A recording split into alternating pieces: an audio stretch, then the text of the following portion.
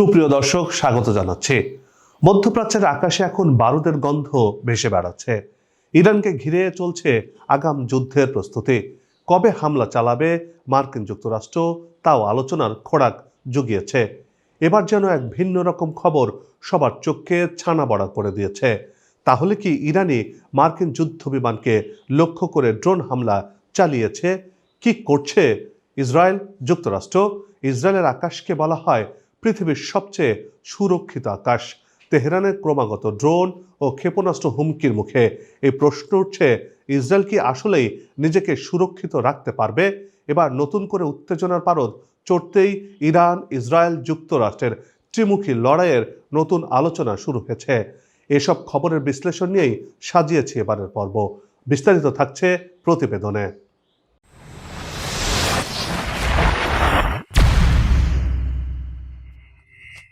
ইরানের পারমাণবিক কর্মসূচিকে ঘিরে ওয়াশিংটন ও তেহরানের মধ্যে উত্তেজনা যখন ক্রমেই বাড়ছে, ঠিক সেই সময় লোহিত সাগরে যৌথ সামরিক মহড়া চালিয়েছে যুক্তরাষ্ট্র ও ইসরায়েল।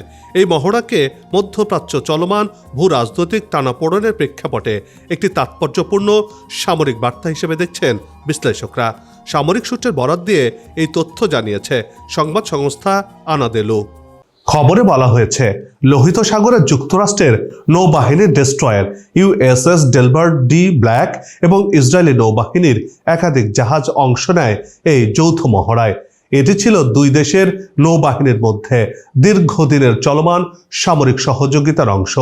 ইসরায়েলি সামরিক বাহিনীর এক বিবৃতিতে জানানো হয়েছে, এই মহড়াটি লোহিত সাগর এলাকায় ইসরায়েলি নৌবাহিনী ও মার্কিন পঞ্চম নৌবহরের মধ্যে সমন্বয় ও প্রস্তুতি জোরদারের উদ্দেশ্যে আয়োজন করা হয়। এতে সামরিক কৌশল, যোগাযোগ এবং সমন্বিত অভিযানের বিভিন্ন দিক অনুশীলন করা হয়েছে। এই মহড়াটি এমন এক সময় অনুষ্ঠিত হলো যখন যুক্তরাষ্ট্র মধ্যপ্রাচ্যে তার সামরিক উপস্থিতি উল্লেখযোগ্যভাবে বাড়িয়ে চলেছে। একই সঙ্গে মার্কিন প্রেসিডেন্ট ডোনাল্ড ট্রাম্প প্রকাশ্যে ইরানের বিরুদ্ধে সম্ভাব্য সামরিক পদক্ষেপের হুমকিও দিয়েছেন, যা আঞ্চলিক উত্তেজনা আরও বাড়িয়ে তুলেছে।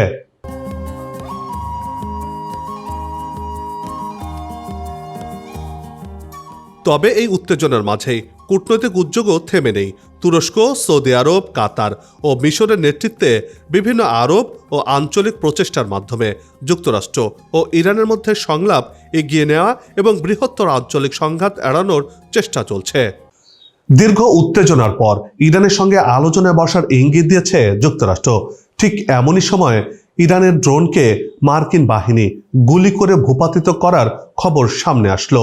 এতে বিশ্বজুড়ে তোলপাড় শুরু হয়েছে। এই ঘটনার ব্যাখ্যায় যুক্তরাষ্ট্র দাবি করছে, নিরাপত্তার স্বার্থে এমনটি করা হয়েছে। যুক্তরাষ্ট্রের সেন্ট্রাল কমান্ড জানিয়েছে, আত্মরক্ষা এবং রণতরীকে থাকা সদস্যদের নিরাপত্তার জন্য ইরানের একটি ড্রোনকে গুলি করে ভূপাতিত করা হয়েছে। ইউএসএস আব্রাহাম লিঙ্কন থেকে মার্কিন যুদ্ধ বিমানটি উঠছিল। ড্রোনটি রণতরীর কোনো ক্ষতি করতে পারেনি বলেও উল্লেখ করা হয়। সেন্টকমের দাবি, শাহেদ অন-39 ড্রোনটি ইরানের দক্ষিণ উপকূল থেকে প্রায় 800 কিলোমিটার দূরে থাকা বিমানবাহী রণতরীর দিকে আগ্রাসীভাবে এগিয়ে আসছিল। তবে ড্রোনটির উদ্দেশ্য ছিল অস্পষ্ট। অর্থাৎ তারা দাবি করছে, ইরানের এই ড্রোনটি মার্কিন যুদ্ধ জাহাজকে কেন্দ্র করেই এসেছিল এবং সেটি এই হামলা চালিয়ে এই বিলিয়ন ডলারের এই যুদ্ধ বিমানকে ক্ষত বিক্ষত করতে চেয়েছিল ইরানের এই সস্তা ড্রোন।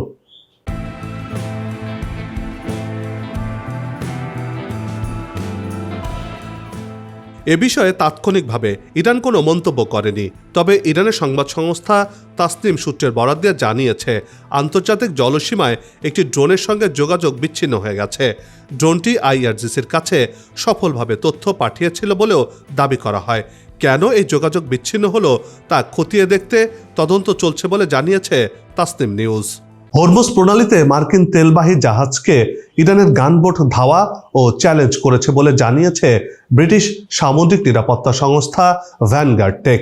3 ফেব্রুয়ারি ওমান থেকে প্রায় 16 নটিক্যাল মাইল উত্তরে প্রণালীটি অতিক্রম করার সময় স্টেনা ইম্পারেটিভ নামের জাহাজটির গতিরোধ করে আইআরজিসির 3 জোড়া ছোট ছোট বোট। নিরাপত্তা সংস্থাটির তথ্য বলছে, ইরানি বোটগুলো রেডিওর মাধ্যমে জাহাজটিকে ইঞ্জিন বন্ধ করে তল্লাশির জন্য প্রস্তুত হতে নির্দেশনা দেয়। তবে জাহাজটির ক্যাপ্টেন সেই নির্দেশ অমান্য করে দ্রুত গতিতে নিজ গন্তব্যে এগিয়ে যান।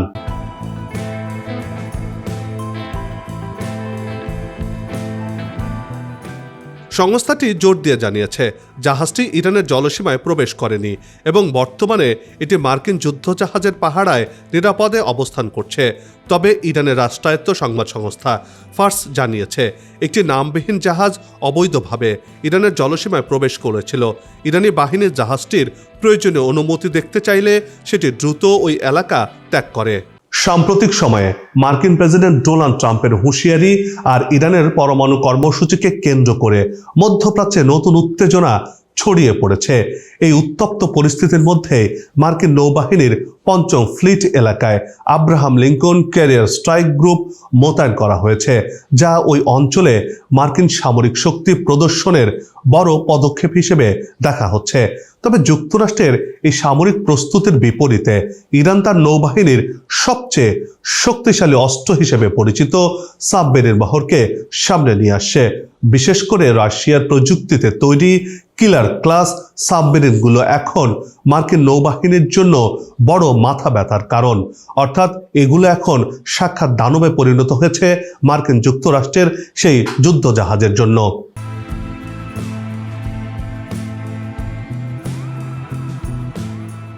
প্রতিরক্ষা বিশেষজ্ঞরা এই কিলো ক্লাস সাবমেরিনগুলোকে সমুদ্রের ব্ল্যাক হোল বা কৃষ্ণ গহ্বর বলে অভিহিত করেন, কারণ পানির নিচে এগুলো অত্যন্ত নিঃশব্দে চলাচল করতে সক্ষম।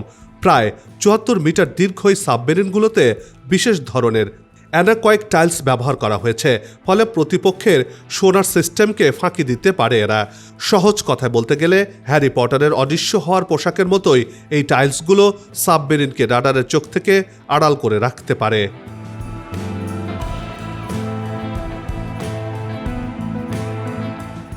প্রতিটি সাবমেরিন 18টি করে টর্পেডো বহন করতে পারে এবং কয়েকদিন পর্যন্ত পানির নিচে নিমজ্জিত থাকতে পারে। ইরানের নৌবাহিনীতে বর্তমানে 3টি তারেক ক্লাস অর্থাৎ কালো ধাঁচের সাবমেরিন রয়েছে। এগুলো 80-র দশকে সোভিয়েত ইউনিয়ন থেকে সংগ্রহ করা হয়েছিল। তবে পারস্য উপসাগরে এই দানবীয় সাবমেরিনগুলো অন্যের উপর খুব ভালোভাবেই নজর করতে সক্ষম, যার ফলে মার্কিন নৌবাহিনীর জন্য একটি বড় চ্যালেঞ্জ হয়ে দাঁড়িয়ে থাকতে পারে এই সাবমেরিনগুলো। ইরান থেকে আসা ক্রমবর্ধমান ক্ষেপণাস্ত্র হুমকিতে কাঁপছে ইসরায়েল। তেল আবিবের মুখে বড় কথা বললেও ভেতরে কিন্তু ভয় একেবারে জেঁকে বসেছে। কখন কি ঘটবে তা নিয়ে নেতানিয়াহু আঁচই করতে পারছেন না। তাই পরবর্তী প্রজন্মের ক্ষেপণাস্ত্র প্রতিরক্ষা ব্যবস্থার উন্নয়নে দ্রুত কাজ করছে ইসরায়েল। দেশটির প্রতিরক্ষা কর্তৃপক্ষ নিশ্চিত করেছে নতুন করে 4 ও 5 সিস্টেম হাইপারসনিক ক্ষেপণাস্ত্র এবং বিভ্রান্তিমূলক ডিক ওয়ারহেড মোকাবেলার জন্য তৈরি করা হয়েছে। অ্যারো 4 বর্তমানে ডেভেলপমেন্টের পর্যায়ে রয়েছে।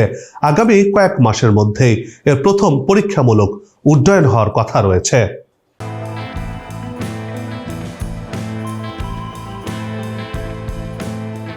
এই নতুন সিস্টেমটি পুরনো অ্যারো 2 এর স্থলাভিষিক্ত হবে। অ্যারো 2 তৈরি হয়েছিল এমন এক সময়ে যখন হুমকির পরিসর ছিল 1000 থেকে 2000 কিলোমিটার ব্যালিস্টিক ক্ষেপণাস্ত্র। এখন হুমকির ধরন বদলেছে। সেই বাস্তবতায় অ্যারো 4 তৈরি বড় এক প্রযুক্তিগত অগ্রগতি বলে মনে করছে ইসরায়েল। যদিও অ্যারো 4 এর কার্যক্ষম উচ্চতা এবং নির্দিষ্ট প্রযুক্তিগত তথ্য গোপন রাখা হয়েছে। ইসরায়েলি কর্মকর্তারা জানিয়েছেন এটিকে ভবিষ্যতের ব্যালিস্টিক ও হাইপারসনিক হুমকি মোকাবেলায় সক্ষম করে গড়ে তোলা হচ্ছে। একই সঙ্গে এগিয়ে চলছে আরও উন্নত অ্যারো 5 প্রকল্প। এই সিস্টেমটি এখন গবেষণা ও উন্নয়ন পর্যায়ে রয়েছে বলে জানা গেছে। এটি শিগগিরই পূর্ণমাত্রার উড্ডয়ন শুরু করবে।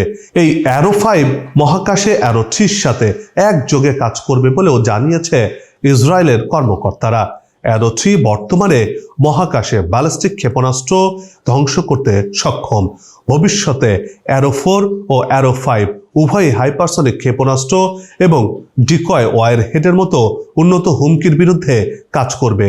অর্থাৎ ইসরায়েল এখন চাইছে তাদের আকাশকে সম্পূর্ণভাবে নিরাপদ রাখতে, কারণ ইরান যেভাবে তার সামরিক শক্তি বাড়িয়ে চলেছে এবং মিসাইল ড্রোন যেভাবে উন্নত প্রযুক্তিতে তৈরি করছে, তা থেকে বাঁচার জন্যই ইসরায়েল তাদের এই নতুন প্রযুক্তি ব্যবহার করছে। প্রশ্ন হচ্ছে, এই প্রযুক্তি কি ইরানের সেই মিসাইল প্রযুক্তির কাছে টিকবে, নাকি ইরানের মিসাইল খেয়ে ফেলবে একেবারে পুরো ইসরায়েলের সাজানো স্বপ্ন, সাজানো ঘরকে? সে প্রশ্নই তুলছেন বিশ্লেষকরা।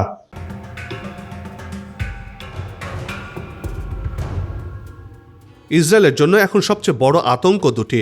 এক, ইরানের হাইপারসনিক ক্ষেপণাস্ত্র, যা শব্দের চেয়ে 5 গুণ দ্রুত চলে এবং গতি পরিবর্তন করতে পারে। আর দুই, একসাথে শত শত আত্মঘাতী ড্রোনের হামলা, যা প্রতিরক্ষা ব্যবস্থার ইনসেপ্টর বা প্রতিরোধী মিসাইল তা প্রতিহত করতে পারে না, ব্যর্থ হয়। এই চ্যালেঞ্জ মোকাবেলায় ইসরায়েল এখন কাজ করছে তাদের পরবর্তী প্রজন্মের সিস্টেম অ্যারো 4 নিয়ে। পাশাপাশি খুব শিগগিরই মোতায়েন হতে যাচ্ছে লেজার প্রতিরক্ষা ব্যবস্থা আয়রন বিমও।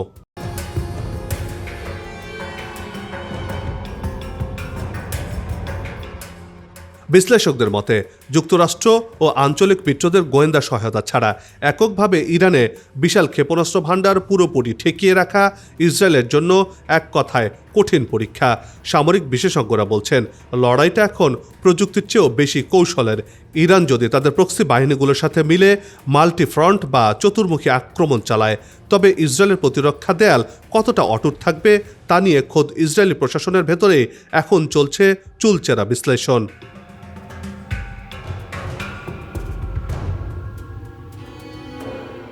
সবার সুস্বাস্থ্য আর মঙ্গল কামনা করে এই পর্ব থেকে বিদায় নিচ্ছি। আবারও হাজির হব নতুন কোনো খবর আর তার বিশ্লেষণ নিয়ে। নিজে ভালো থাকুন, দেশকে ভালো রাখুন, আমাদের সাথেই থাকুন। ধন্যবাদ।